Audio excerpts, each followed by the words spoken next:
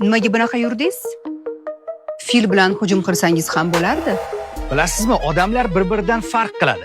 Masalan, siz qulupnay yaxshi ko'rasiz, men esa bilyard o'ynashni umuman yomon ko'raman. Siz ko'p xayol surasiz, men esa konki uchishni yaxshi ko'raman. Siz har kuni sut ichasiz, men esa xayol suraman. Endi savol sizga: nima uchun odamlarning qiziqishlari, dunyo qarashlari turlicha bo'lishiga yo'l qo'ymaysiz? Yana biz aybdor. Sizlar ham qolishmayapsiz.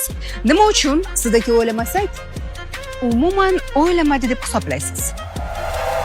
Kimdir sal boshqacharoq kiyinsa, masxara qilasiz. Mashinani ham sizning didingizga moslab olishimiz kerak. Nima uchun ayollarning shaxsiy chegarasiga so'ramasdan kirasiz? Kimdir qizini kechroq uzatsa sizga nima? Xuddi bir savol-javoblarda o'zingizniki hal bo'lganday boshqalarni g'iybat qilasiz. Qimmat soat taqsak nima qildi? Ro'zg'orni ham eblayapmiz. Umraga borib Instagramga rasm joylasa, uning qabul bo'lish, bo'lmasligi sizga qolibdimi?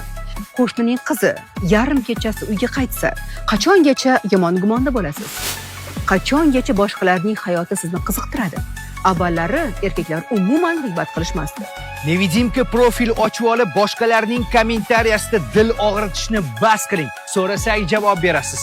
Qolaversa, sizga yoqish uchun oyog'imni siqib turgan poyabzalni ham almashtirmayman.